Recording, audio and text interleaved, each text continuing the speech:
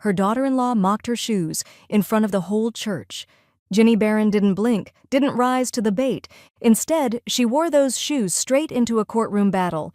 By nightfall, the house was hers again, locked and sealed. She spent a lifetime as their mother-in-law. Now, she was the owner.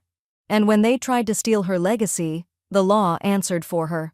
Before we begin, may I ask, where in this big, beautiful world are you listening from? It's always a quiet honor to know who's sharing this space. Drop it in the comments, and don't forget to subscribe. The morning sun filtered through the stained glass windows of St. John's Episcopal, casting jewel-toned ribbons across the pews. Ginny Barron stood just inside the arched wooden doors, her gloved hands folded over her handbag, waiting for the hush before the processional.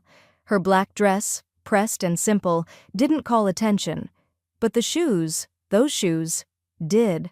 Soft brown leather, lovingly polished despite the deep creases across the top. The right heel still bore the faint nick from where her late husband had caught it in a cellar step 30 years ago. Ginny had worn them every Easter since he passed. She didn't expect applause, just silence and memory. Tara's voice, as always, shattered both.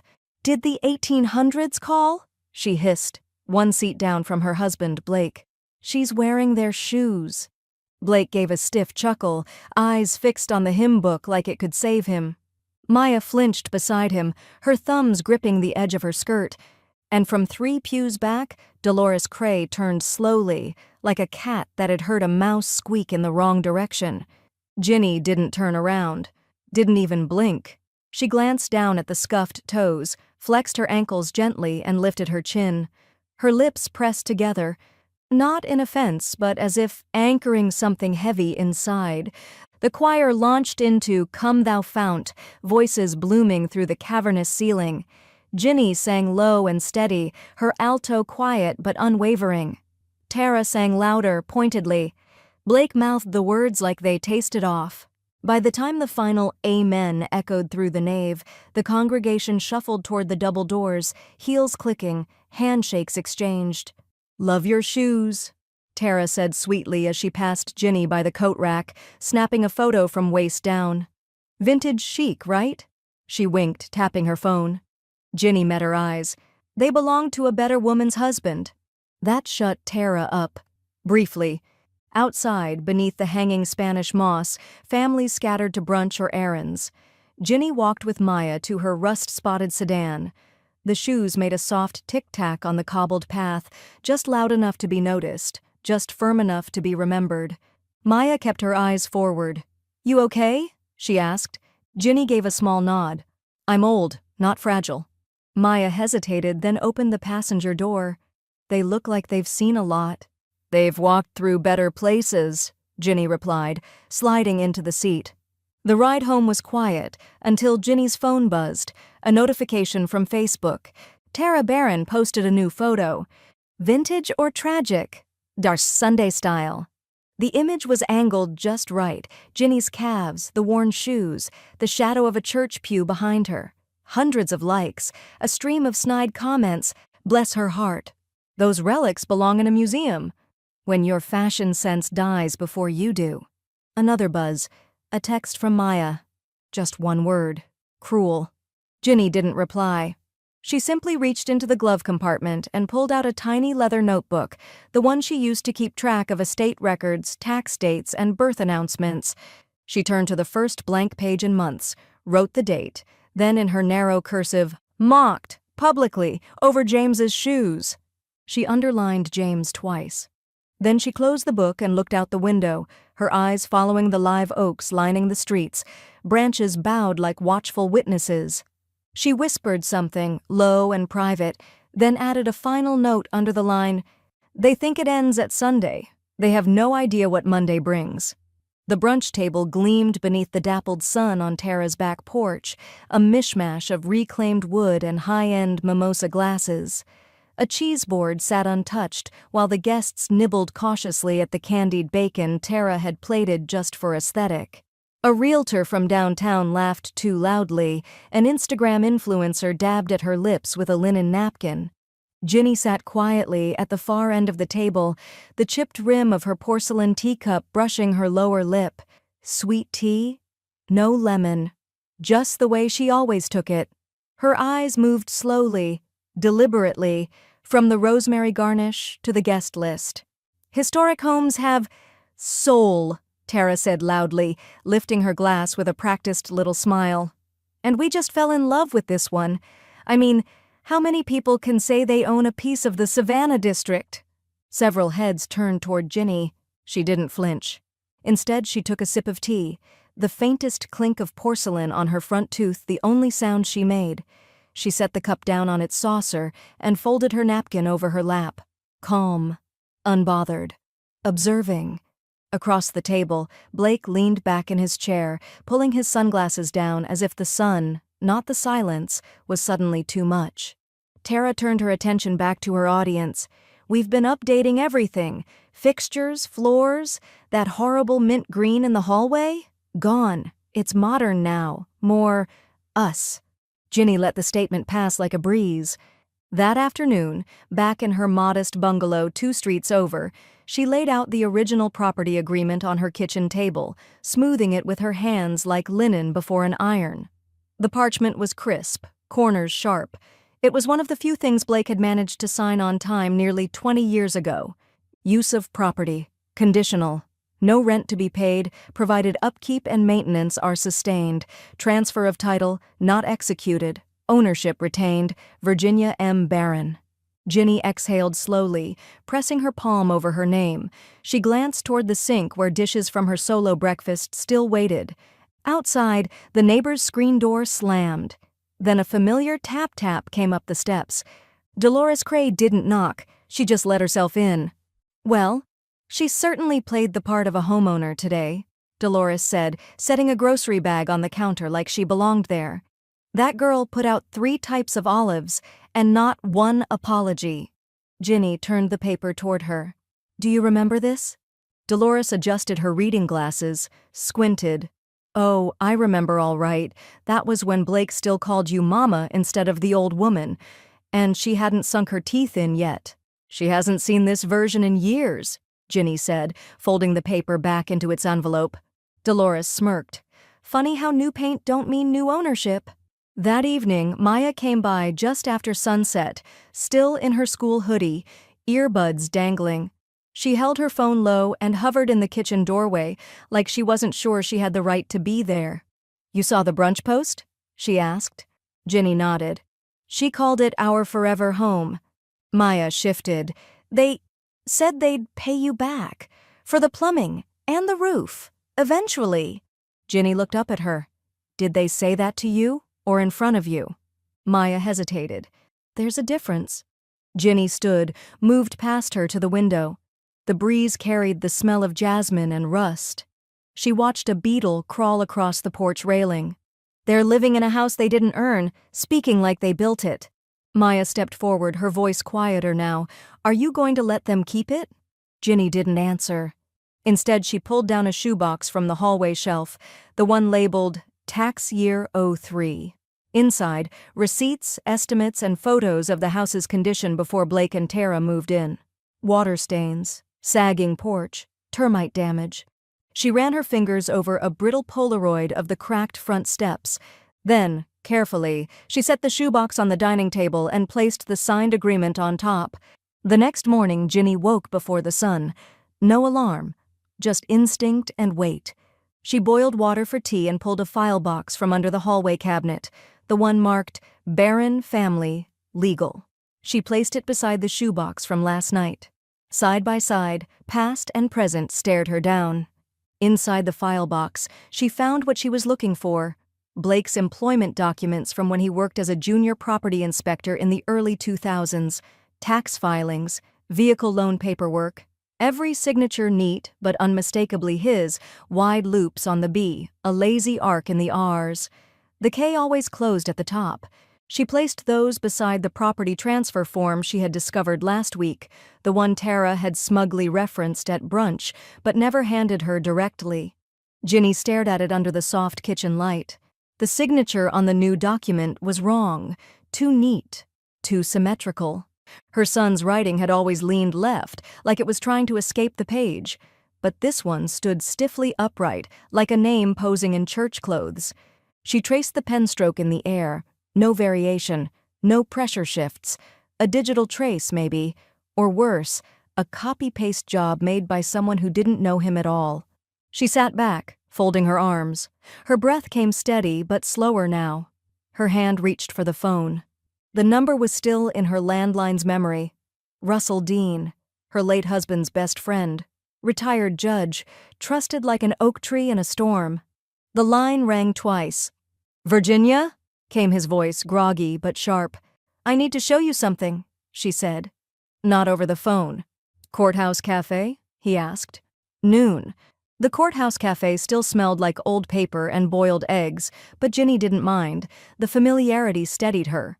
Russell was already seated by the window, his walking cane resting beside his chair like a loyal dog. He wore a wool vest and had a yellow legal pad in front of him, untouched.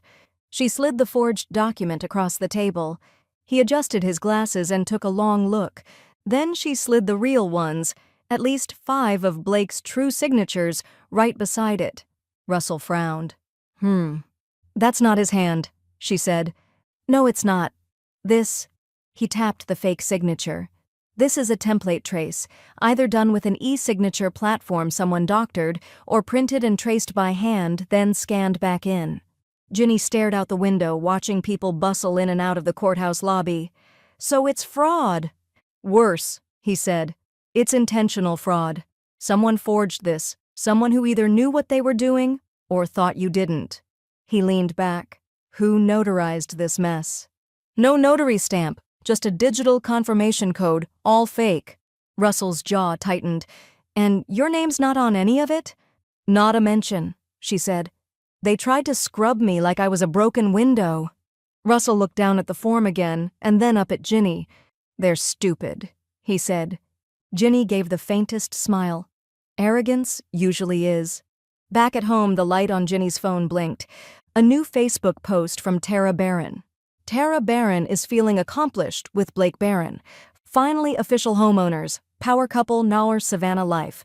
The photo showed Blake and Tara holding a wine glass each on the front porch, their heads leaning together like they'd just won the lottery. Behind them, Ginny's old wind chime, the copper one James had given her for their 30th anniversary, hung twisted and dented. Ginny stared at the image, her face unreadable. Then she picked up her notebook again. Wrote in clean lines, "Forgery suspected, document obtained, Russell confirmed, digital trail unknown, for now." She tapped her pen twice, then added a line under it. "And they dared to toast with my wind chime still hanging." Ginny didn't knock. She stepped onto the wraparound porch like she owned it, because legally she still did. The copper wind chime above the doorway clinked mournfully in the breeze, its once polished edges now dulled and bent like something shrugged off and forgotten. She tested the handle. Unlocked. Inside, the house greeted her with the sour scent of leftover takeout and something damp. The foyer's once glossy hardwood had dulled under muddy footprints. The gallery wall Tara had boasted about on social media was cluttered now, crooked canvases, a cracked frame holding an abstract print that looked like spilled wine. Ginny stepped over a crumpled sock, past a half-eaten donut left on the hallway console. Through the living room, where throw pillows lay strewn like someone had lost a slow-motion argument. She didn't call out. This wasn't a visit, it was an audit. She moved room to room, cataloging without expression. The loose kitchen cabinet handle Blake said he'd tighten next weekend, the crusted baby bottle even though their child was 17, the fast food wrappers stacked like receipts in the corner of the dining room. But it wasn't until she reached the guest room, her room, that her breath caught. The bed was unmade, wrinkled sheets like someone had laid there without meaning to stay. Her framed wedding photo, James in his gray suit, her smile soft and secretive, was face down on the dresser. Dust had gathered on the glass. The corner of the frame was chipped. Ginny walked over, turned it upright, and smoothed the edge of the photo with her thumb. James's eyes still looked straight into hers, even from behind the frame. She sat on the edge of the bed. The mattress gave a little too soft now, worn down by use and neglect. In the silence, her phone buzzed. A text from Maya. "You okay?" Ginny didn't reply. She rose, walked to the kitchen, and tore a page from the notepad on the fridge, wrote in clean block letters, "Not your house, not your rules. V." She pressed the sticky note to the refrigerator door, right next to a magnet that read, "Boss Babe Energy." She turned to leave, and just then, a car pulled into the driveway. Ginny didn't duck or hide. She opened the front door and stepped out slowly, letting it shut behind her with a deliberate click. Through the windshield, she saw Tara in the passenger seat, flipping her phone toward Blake. Inside the car, Tara's thumbs moved rapidly. In Blake's phone, minutes later, "Tara, your mom was snooping again. She left a note on our fridge. Tara, she's losing it. I want the locks changed." Back inside, Maya returned home late from track practice, still wearing her cleats and dragging her backpack behind her. She headed to the fridge for a bottle of water and stopped cold. She saw the note, read it once, then again. Her lips parted, but no words came. She touched the edge of the sticky paper like it might dissolve if she blinked too hard. A faint smile ghosted across her face. "Finally," she whispered. Then she peeled it off the fridge and slid it into her backpack, carefully folding it between the pages of a battered civics textbook. Russell Dean's den smelled faintly of cedar, tobacco, and cold coffee, the scent of work done honestly and often. His desk was an organized chaos of yellow legal pads, law journals, and folders thick with precedent. A small brass lamp cast a circle of light as Ginny sat across from him, back straight, paper in hand. The screen glowed beside him. "I traced the IP," he muttered. "Ran it against the metadata from the filing log. Whoever submitted the deed did it from a residential ISP, one registered to Blake Barron's home address." Ginny didn't blink. "Their Wi-Fi router's name is still Baron Babe Wi-Fi?" Russell scoffed. "Classy." He leaned in, eyes narrowing. "And the notary?" "A digital proxy, flagged by the e-notarization platform last year. Their account was terminated for fraudulent activity, but this document slipped through before the system caught on." Russell tapped the keys, slowly, deliberately, then turned the monitor so Ginny could see. Transfer type, private party residential deed. Date filed, May 14th. Notarized by Marcy E. Revoked license, May 18th. IP address, 192.168.1.223. Registered, Blake Barron, 12 Sycamore Lane, Savannah, Georgia. Ginny studied the screen like it had said something personal. "It's not just fraud," she said finally. "It's strategy." Russell nodded. "And sloppy." She reached into her handbag and pulled out a sealed envelope. Her own complaint, signed, notarized, dated. "I'm filing. Today." At the Chatham County Recorder's office, Ginny stood beneath the flickering fluorescent lights with the quiet poise of a woman who had already won. She just needed the ink to say so. She slid the paperwork across the marble counter. The clerk, young but not clueless, scanned it, looked up, then back down. Twice. "Would you like to freeze the title while it's under review?" he asked, almost hesitant. "Yes," Ginny said. "Effective immediately." He stamped the top of the form with a satisfying thunk. The sound echoed down her spine like an organ chord in church. Across town, Tara's phone buzzed as she air-kissed her way through a meeting with a realtor named Lane, who wore velvet loafers and no socks. He glanced at his phone and frowned. "Hey, did you guys initiate a freeze on the deed?" Tara blinked. "What?" Lane turned his screen toward her. "We just got a halt notice, some kind of dispute filed against the property." She snatched the phone, read the notice again. Her voice dropped. "Number, that's not possible." Lane raised an eyebrow. "You sure everything's in order?" She forced a laugh. "Totally. Just must be some bureaucratic mix-up." Behind her eyes, panic bloomed. Blake's phone vibrated as he exited the bank. He saw his mother's name, then quickly saw it vanish. Call failed. He tried again. Blocked. He stood on the curb, staring at the gray sky above. The wind picked up, rattling a pair of campaign signs nearby. For the first time in a long while, he felt like a boy again, one who'd just broken something expensive and didn't know how to fix it. That afternoon, Dolores Cray walked up their driveway in her church flats, one hand on a plastic grocery bag, the other clutching a stiff white envelope bearing the courthouse seal. She knocked, waited, knocked again. Tara opened the door with a forced smile. "Dolores, what a surprise." Dolores handed her the envelope like it burned. "Just dropping off a little truth." Tara hesitated. "Excuse me?" "Complaint's been filed. Official now. I'd read it before the walls start talkin'." She walked away, groceries swinging by her side. Tara opened the envelope with fingers too tight to move gracefully. The words leapt off the page. "Filing party. Virginia M. Barron. Allegation. Fraudulent property transfer. Status. Under active review. Sale restrictions in effect." Her stomach twisted. The porch railing suddenly looked like it might collapse. Back at home, Ginny tucked a copy of the filing into her file drawer, right beside her husband's death certificate and her original deed. She exhaled, not relief, but readiness. She placed her shoes beside the door, the same ones she'd worn to church, the same ones Tara mocked. They'd walk her into court if they had to.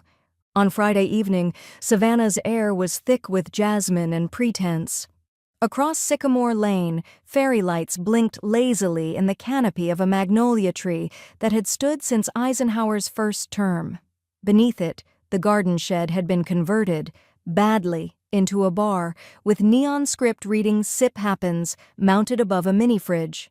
Tara's homeowner's wine mixer had arrived. Ginny hadn't been invited, not even accidentally, but Dolores had. "Book club," she whispered with a smirk as she adjusted the brooch on her lapel. "Apparently I'm the diversity guest, widowed, grounded, and unsold." Ginny chuckled once. Dry. The two of them strolled slowly past the house, arms linked, just two churchwomen out for an evening walk. Inside the gate, Tara posed for a photo with two local influencers, one in a ruffled jumpsuit, the other already tipsy off canned rosé. A realtor handed out embossed business cards beside the cheese board. Someone plucked at an acoustic guitar near the fire pit, trying to look relaxed. A waiter, likely a cousin roped in for a favor, offered wine in acrylic glasses with gold rims. A chalkboard sign near the steps read, "From fixer-upper to dream estate. Barron House, built not bought." Ginny paused just long enough to read it. Dolores didn't say a word. She raised her phone and began filming with the subtlety of a spy. Panning across the backyard, the guests, the string lights that blinked like eyelids in denial. Tara noticed them. Her smile froze for a half-second before she waved, her fingers tight and theatrical. "Ladies," she called out. "Out for a stroll? Don't be shy. Come toast to our forever home." Dolores raised her hand in a distant wave, camera still rolling. Ginny didn't stop walking. When they turned the corner, out of sight, Ginny finally spoke. "Nothing they plant here will last." Dolores tucked her phone into her pocket like a holy artifact. "Your voice is gonna sound real nice dubbed over this footage." Back at her house, Ginny set her purse on the hall table and kicked off her shoes, leaving them perfectly lined near the door. She opened her laptop, the old one with the fingerprint smudge that never wiped clean, and typed a short email. To Russell Dean. Subject: Unauthorized use. Wine mixer event at 12 Sycamore, promoting home for sale and ownership during an active legal dispute. I trust you'll handle the cease and desist. VMB. It took Russell 6 minutes to reply. Consider it filed. Will serve by courier in the morning. R.D. Meanwhile, at the party, Tara's phone buzzed in her clutch. She ignored it. Too many champagne bubbles to chase. But Lane, the realtor, was already on his. His brow furrowed as he stepped away from the charcuterie table. You didn't mention active litigation," he said, reapproaching Tara. Tara blinked. "Excuse me?" Lane held out his phone. "Someone just filed a cease and desist. Use of property during ownership dispute. You might want to clarify that before we post photos." Tara laughed, brittle. "Ginny's just being dramatic. She doesn't actually have a case." Lane didn't laugh. "Courthouse didn't seem to think so." That night, Ginny sat on her porch in her robe, hair still pinned neatly, as thunder cracked miles away. Soft, distant, promising rain that might or might not come. Maya appeared quietly on the steps, her knees hugged to her chest, phone in hand. "Her stories are still up," she said, passing the phone over. Ginny scrolled. Fairy lights. Tara clinking glasses with Blake. "Here's to building a future." A caption in cursive over their kitchen island. "Dreams come true when you grind, Osher power couple." Ginny turned the phone back to Maya. "They're branding my home like it's a weekend rental." Maya hesitated, then whispered, "What are you gonna do?" Ginny stood, walked back inside, and came back with a manila envelope in her hands. She handed it to Maya. Inside were black and white printouts, the forged signature, the original deed, and a copy of the cease and desist letter Russell had filed that morning. Ginny looked at her granddaughter squarely. "I'm going to make sure they remember whose dream it was before they stole it." The Savannah County Courthouse stood like a stubborn old preacher, square-jawed, sun-worn, and impossible to ignore. Its sandstone columns rose against a steel-gray sky that morning, the kind that threatened rain but delivered silence instead. Ginny arrived early, not fashionably, not dramatically, just on time, in a black wool dress and the same scuffed brown shoes she'd worn to church the day Tara mocked her. She climbed the courthouse steps without looking back. Inside, the lobby buzzed quietly with low heels, muted coughs, and the rhythmic click of clerks filing future consequences behind glass. Ginny walked toward the security checkpoint, nodding once to the guard she'd known since his rookie years. He returned the nod without a word. She passed through the metal detector, holding her handbag like it held something sacred, and in some ways, it did. Ahead, at the end of the hall, courtroom 3 waited. A text lit up her phone. "Maya, you really going through with this?" Ginny replied with 2 words, "Every inch." In another part of town, Tara tugged on the sleeves of her ivory blazer in front of a mirror. It was structured, expensive, and new. Exactly the image she wanted the court to see. She adjusted her gold earrings, swept her hair into a high bun, and turned to Blake. "You look tired," she said. Blake didn't answer. He was tying and retying his tie like it might fix something deeper. "You told me she wouldn't go through with it," Tara said, voice tight. "She's bluffing, right?" Blake just sighed. "We'll see." They arrived 15 minutes late. Russell was already seated at the plaintiff's table when Ginny entered courtroom 3. He had a yellow folder open in front of him, fingers laced, expression unreadable. Dolores Cray sat quietly in the back pew, her purse on her lap like a hymn book. She didn't wave or nod, just watched Ginny walk past, pride hidden behind pressed lips. Ginny took her seat beside Russell and placed a small black notebook on the table, the same one she'd written in after church. Its corners were worn now. The resolve inside wasn't.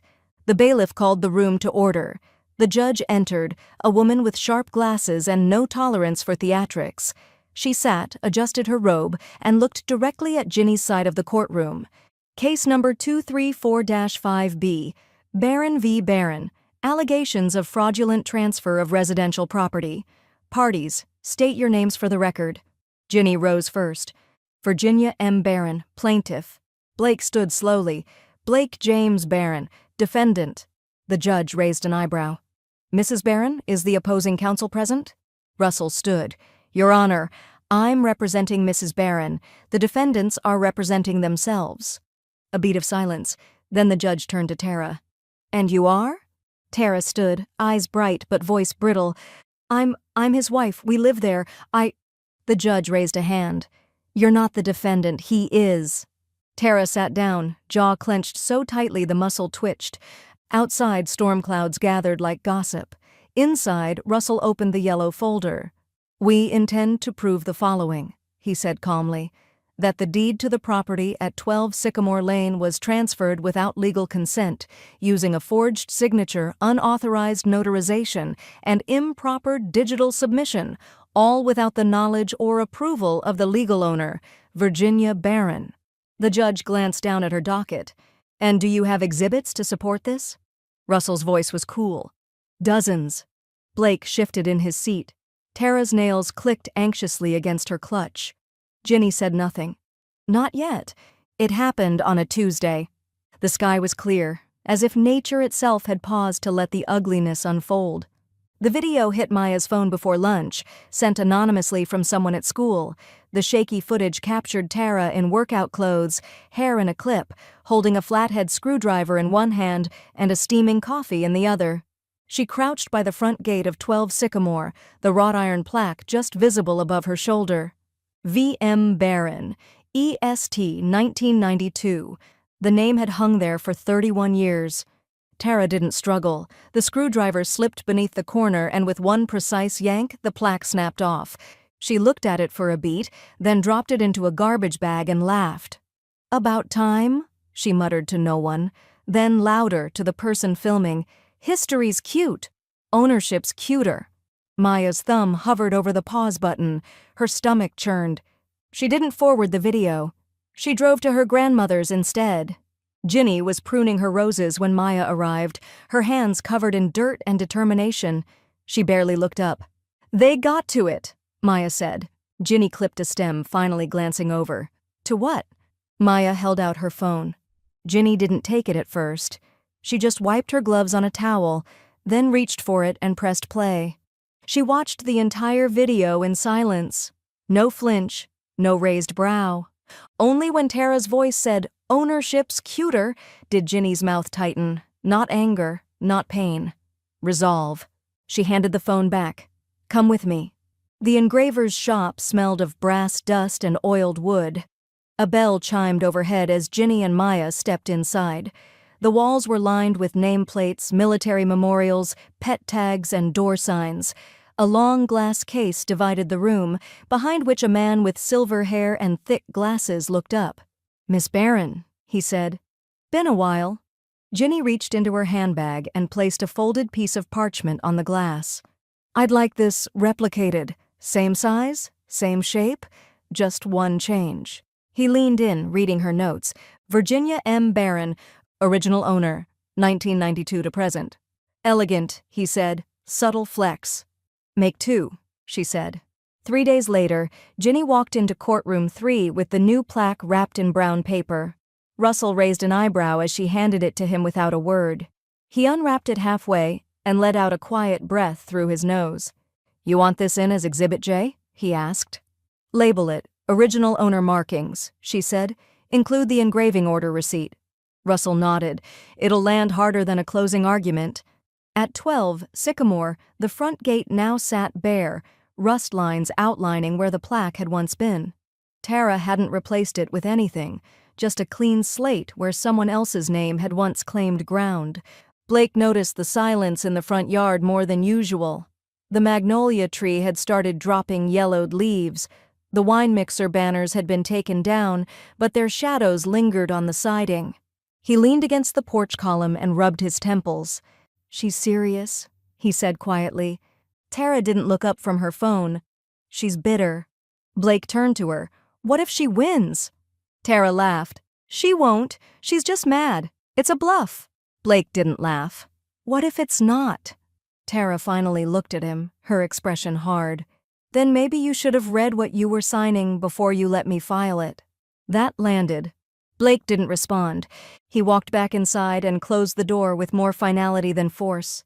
That night, Ginny placed the second engraved plaque on her dining room hutch, next to James's photo, her church hat, and a copy of the property filing.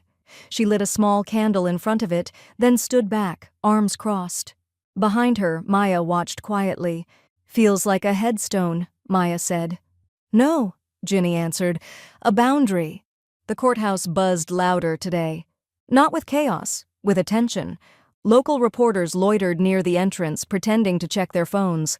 A paralegal with a podcast mic clipped to her collar whispered to her cameraman. A bailiff ran a damp rag across the seal above courtroom 3's door, like polishing justice itself. At exactly 9:01 a.m., Tara Barron made her entrance. Designer heels clicked across the marble like punctuation marks. Her tailored white suit fit like armor, bold, expensive, untouchable. A gold brooch winked from her lapel, shaped like a crown. She paused at the double doors and adjusted her sunglasses before sliding them into her clutch. Then she looked over her shoulder, nodded once to Blake, trailing behind her in a suit that didn't quite fit, and walked in. Inside, the room hushed. Her heels echoed down the aisle. She wanted it to feel like triumph. It didn't. Russell Dean was already seated at the plaintiff's table, his glasses perched low on his nose, yellow legal pad open in front of him like a sermon about to begin. Dolores Cray sat in the back pew, gloved hands folded over her purse, back straight, lips sealed. She'd brought a thermos of lemon tea and didn't plan to drink it. When Ginny entered, the room tilted. Same black wool dress, same brown shoes, hair pinned with the exact same barrette she'd worn to James's funeral. She walked without a word. Her pace wasn't slow, it was certain. As she passed Dolores, the usher gave her one slow nod. Ginny returned it with the faintest lift of her chin. She sat beside Russell without looking toward Tara or Blake. She didn't have to. Their nervous rustling did all the talking. The bailiff called the room to order. "All rise." The judge entered, same square glasses, same no-nonsense stare. "Be seated." She opened the file before her like she was dissecting a body. Case number 234-5B, continued hearing on the matter of Virginia M. Barron versus Blake James Barron. Allegations include... She paused and read aloud, her voice flat. "Forgery, misrepresentation, and fraudulent transfer of real property." A murmur swept the gallery. Ginny remained still. Blake fidgeted. Tara shifted her blazer slightly off her shoulders and leaned forward. "Your Honor, if I may..." The judge's eyes lifted, sharp. "You may not. You are not the defendant. He is." Tara sat back, face stung. Russell stood. "Your Honor, today we offer irrefutable proof that the property in question was transferred using a falsified signature, submitted electronically without authorization, and notarized by a digital agent whose license was revoked for malpractice. We also have comparative exhibits of Blake Barron's legitimate handwriting versus the submitted signature." He turned to Blake. "We've also subpoenaed bank statements showing no record of purchase, down payment, or legal transfer fees because the defendant never legally bought the house." The judge turned to Blake. "Is that true?" Blake stared at his hands. I thought it was handled." Tara whispered something furious into his shoulder. The judge raised a brow. "Handled by who?" Blake glanced at his wife, then at the floor. I signed what she gave me." Ginny watched without blinking. Russell stepped forward again. "Additionally, we submit Exhibit J, a new engraving made to restore the plaintiff's name to the front of her property gate, accompanied by the original documentation proving ownership from 1992 to present." The judge flipped through the file, lingered over the engraving photo, then looked up. "You've filed for full reversal of the deed?" "We have," Russell confirmed. "Effective immediately." Beat of silence. The judge tapped her pen once, then once more. She looked at Blake. "Mr. Barron, you're not contesting the forgery?" "No, ma'am," he mumbled. "Then let the record show," she said, lifting the gavel, "that ownership of 12 Sycamore Lane is to be restored to Virginia M. Barron, effective today. All parties are prohibited from presenting themselves as owners or making financial decisions tied to said property. Penalties will follow if this order is violated." The gavel fell. Crack. Tara's face drained. Dolores sipped her tea. Ginny exhaled once, slow and silent. The courtroom hadn't emptied after the gavel fell. If anything, it had sharpened. The judge had ruled on the ownership, but Russell wasn't done. Not by a long shot. A second motion sat tucked beneath his folder like a blade still waiting to be unsheathed. He stood again, the judge's attention still on him. "Your Honor, with permission, we'd like to formally introduce Exhibit C for the court's record, pertinent to motive and intent." The judge gave a slight nod. Russell turned to the clerk, who dimmed the lights as a screen lowered behind the bench. He clicked once on the remote. A Facebook post filled the courtroom monitor, Tara and Blake on the front porch of 12 Sycamore mid-toast, wine glasses raised beneath a banner that read, "Official Homeowners. Power Couple. Signed, sealed, delivered." Russell let the photo sit for a moment. "Exhibit C," he said. "Uploaded by Tara Barron 2 weeks before the forged documents were officially filed. Note the use of past tense confirmation, signed and sealed, though no legal filing had been completed at that time." Tara crossed her arms, lips pursed. Blake looked like he wanted to disappear into his suit jacket. Russell clicked again. A second image popped up. Tara holding a pen mid-signature, a glass of champagne balanced on her laptop beside her. Caption: Digital deeds? Don't mind if I sign. Ha ha ha. A soft wave of oh damn laughter rippled through the gallery. The judge narrowed her eyes. Was that caption written by you, Mrs. Barron? Tara scoffed. It's obviously a joke. The judge cut her off. A poor one. Dolores Cray rose from the pew. Your Honor, if I may be sworn in? The judge glanced at Russell, who nodded. Proceed. Dolores approached the witness stand, spine straight, handbag still looped over one arm. After the oath, she cleared her throat delicately. I was present in the church foyer on April 28th. I overheard Tara Barron speaking to another guest near the coffee urns. She looked directly at Tara. You said, and I quote, we didn't even need Blake to sign it. I handled it digitally. Old people never check those platforms anyway. Gasps hissed through the room. One juror coughed. Tara's face went bone white. Blake stared at her like she'd suddenly started speaking a foreign language. Do you recall making that statement? The judge asked. Tara remained silent. Ginny rose from her seat. Your Honor, with your permission, I'd like to present the original tax record signature from 2006, 2011, and 2018, on file with the Chatham County Assessor's Office, containing my verified signature, compared to the one that was digitally removed in the disputed deed. She approached slowly, pages in hand. The judge studied them closely. Signatures match, consistent hand pressure, unique loops on the V and B. Ginny added quietly but firmly, my name wasn't just erased, it was overwritten, sloppily. The judge said nothing, but her fingers began tapping the desk again, faster this time. Then Russell stood again. One last piece. He turned to Maya, seated in the gallery. Maya hesitated, then stepped forward with a printed email in her trembling hands. She handed it to the bailiff, who passed it up to the judge. From anonymous@protonmail.com. Subject, evidence, IP address used to submit e-signature matches Tara Barron's personal device. Location, 12 Sycamore. Time, 3:14 p.m., April 24th, screenshot attached. The judge scanned the email. Who sent this? Maya lifted her chin. Does it matter if it's true?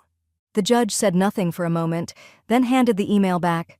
I'll allow it for review. Russell sat down slowly, calm as a surgeon closing an incision. Ginny didn't move. Tara did. She reached for Blake's hand, but he didn't offer it. The sound of cardboard echoed through 12 Sycamore like a funeral hymn. Boxes slid across hardwood. Tape hissed. Closet doors creaked open and closed with the reluctant rhythm of something being undone too late. It wasn't even sundown yet. Blake stood at the bottom of the staircase, holding a stack of dress shirts and a shoebox of old college memorabilia. A framed wedding photo peeked out from the top of the pile, Tara's smile frozen mid-toast. He didn't look at it. Upstairs, Tara shoved sweaters into a suitcase she never liked. Her pristine white suit hung limply from the doorknob, still pressed from court that morning. Below, the front room began to empty, piece by curated piece. Throw pillows, framed quotes, a decorative bowl of fake lemons that had fooled no one.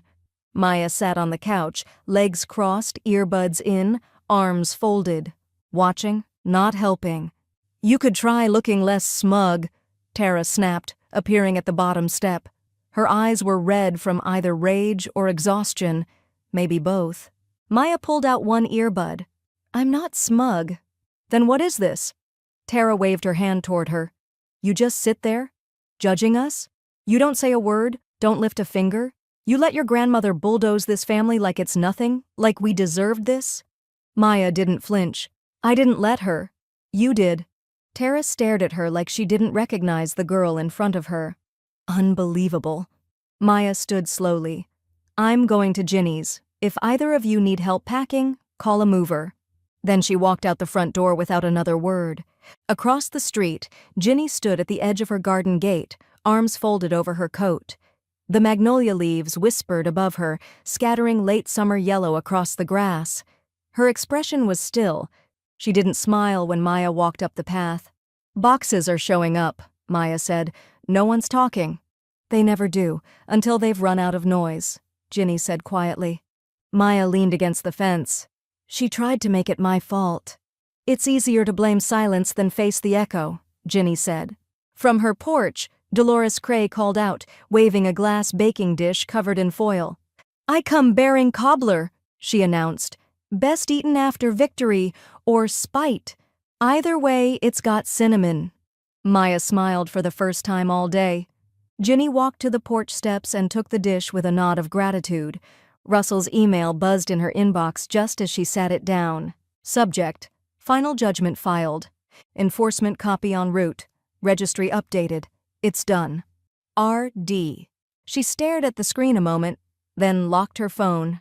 She didn't reply. Some things were meant to be said face to face. Back across the street, Tara stood frozen at the kitchen island, her laptop screen open to the realtor's listing dashboard. A single word pulsed in red at the top. Listing frozen. Legal ownership dispute filed. Access restricted. She refreshed. Again and again. Nothing changed. She picked up the phone and called the agency's office line. Hi, yes, this is Tara Barron. I'm trying to deactivate a listing. There's been an update to our plans. A pause. Then, ma'am, I'm seeing a court order on file. We're not allowed to remove or edit anything until the matter's settled. Tara gripped the edge of the counter.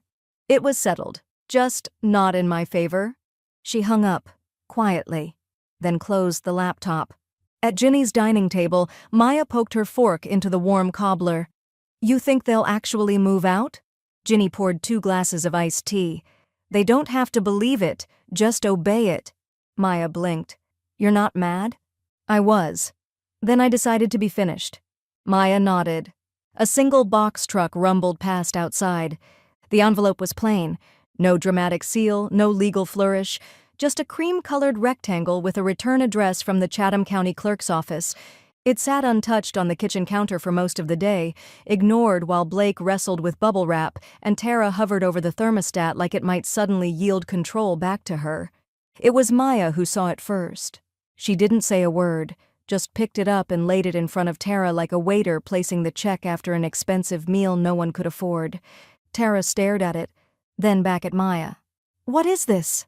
Maya didn't blink. Your reality.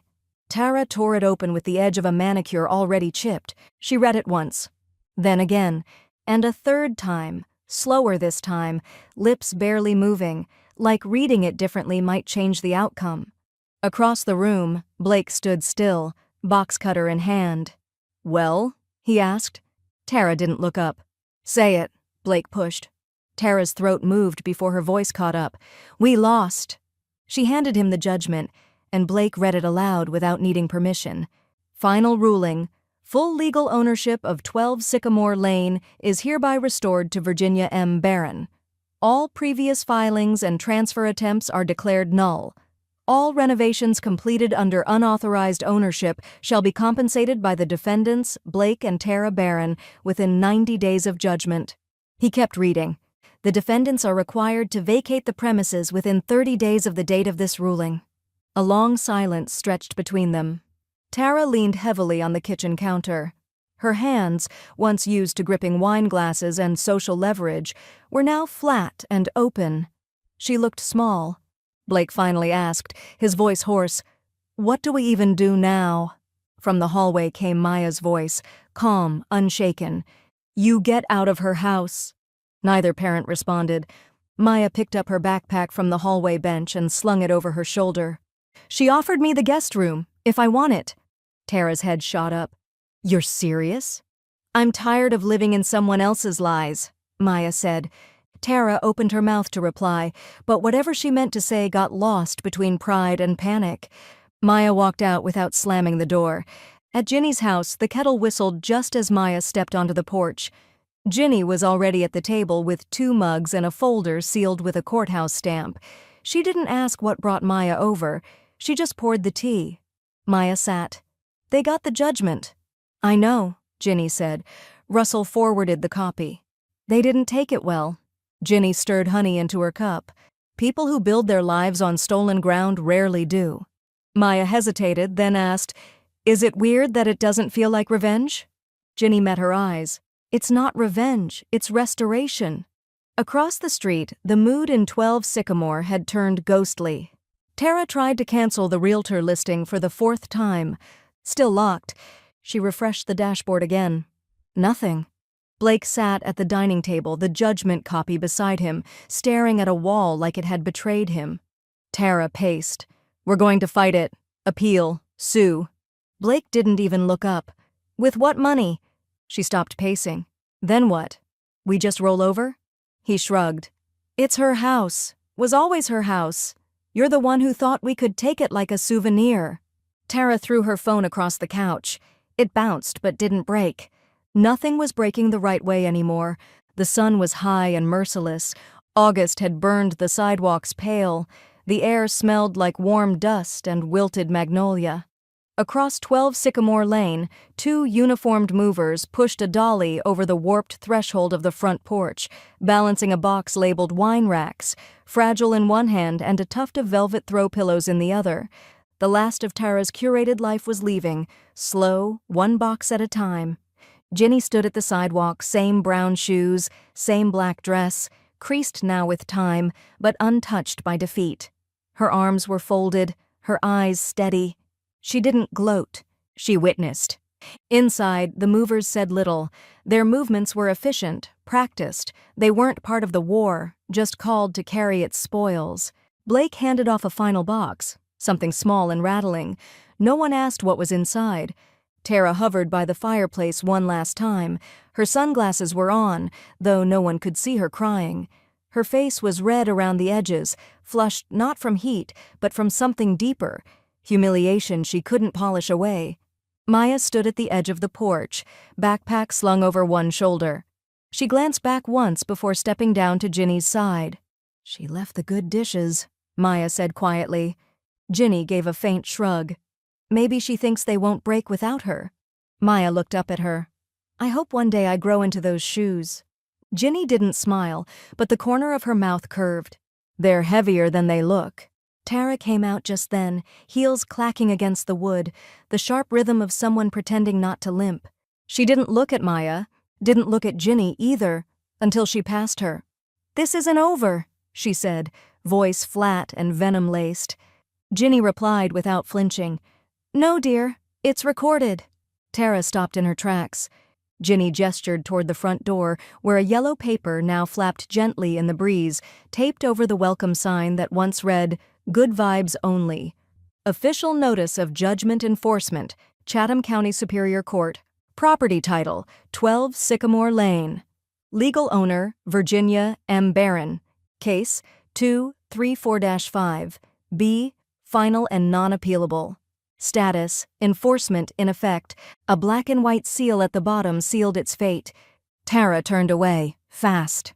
Blake followed, his shoulders slumped, his hands shoved deep in the pockets of a blazer that no longer belonged to a man with a porch to lean on.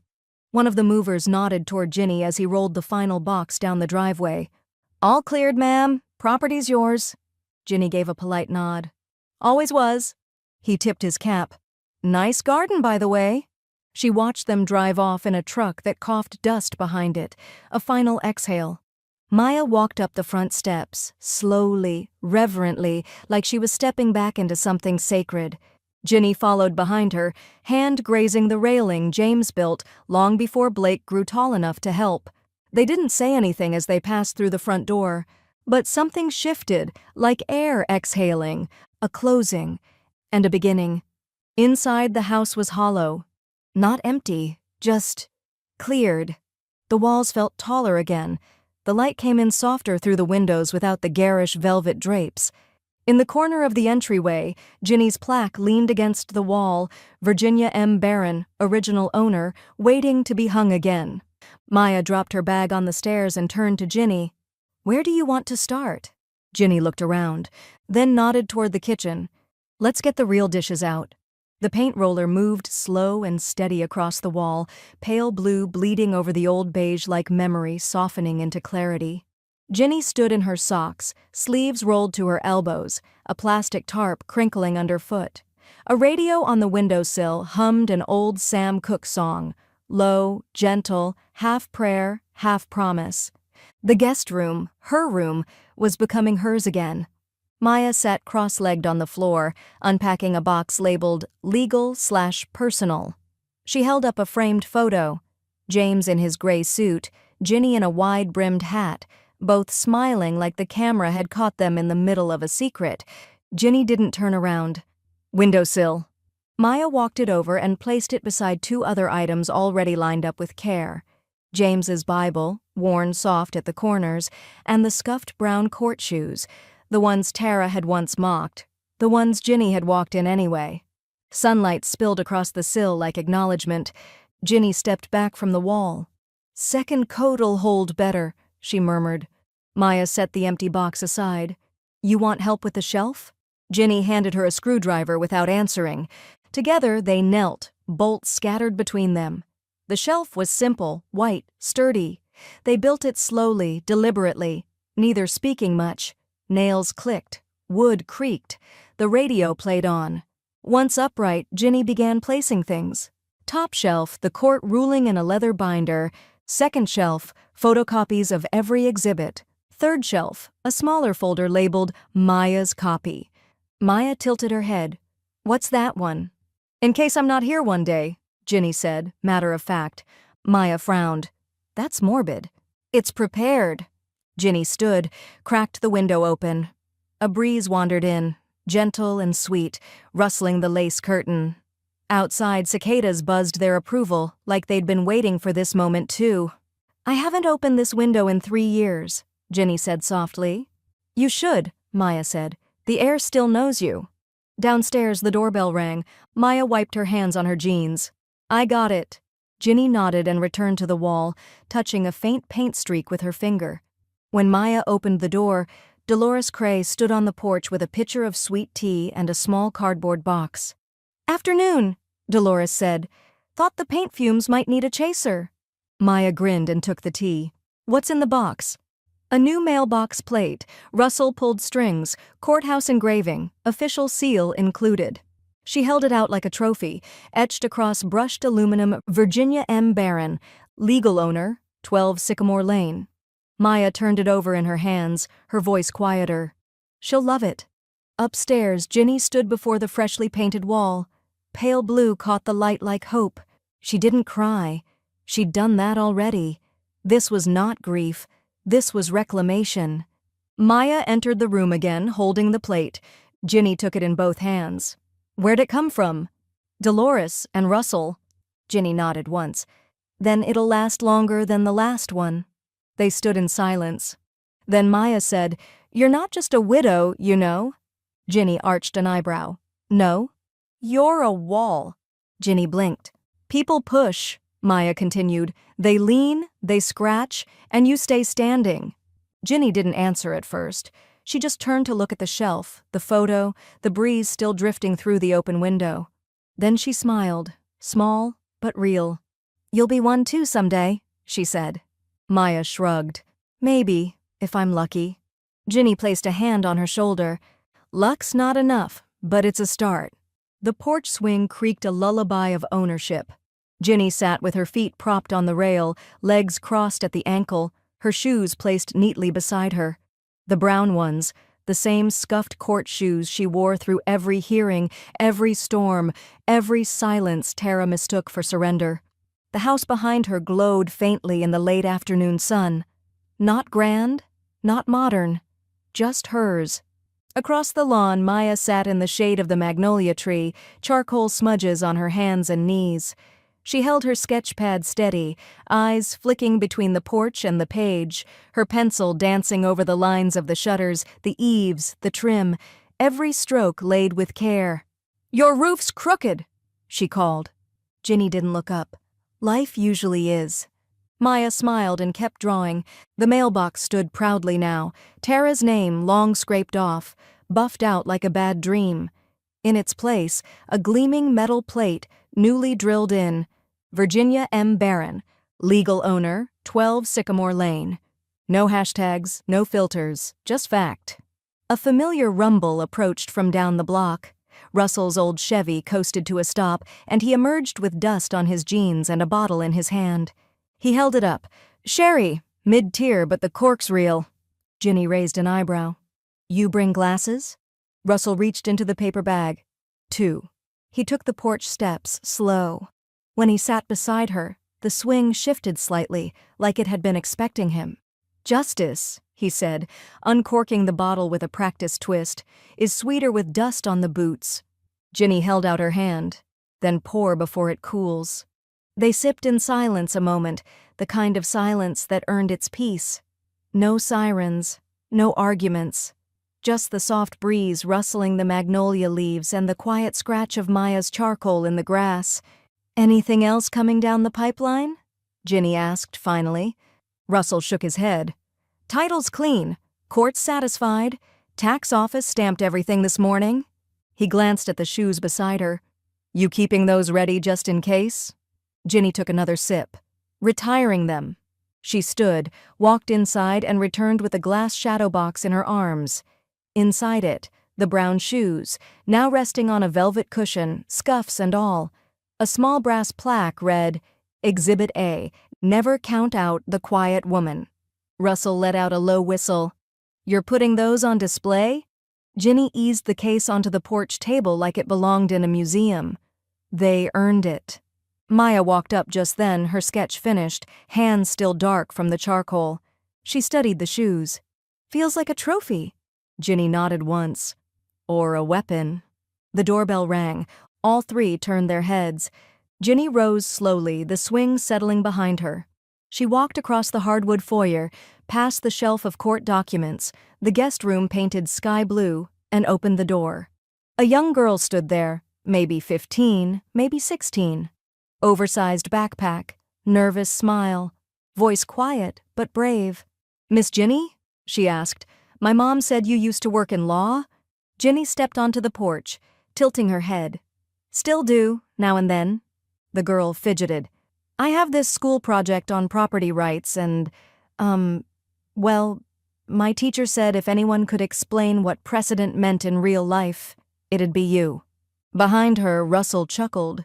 Ginny didn't answer at first. She looked past the girl, down the street that had once tried to forget her, and failed. Then she looked back at the girl. "Come by tomorrow," she said. "Bring questions." The girl smiled wide. "Yes, ma'am."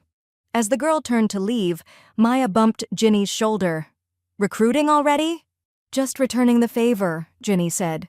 Russell tipped his bottle in her direction. "Legacy wears different shoes." Ginny picked up the shadow box again, nodded toward the entryway. "I think I know where they go now." And as she stepped back inside her house, her home, she looked over her shoulder once, only once, and said, "She laughed at the shoes. I walked all over her with them."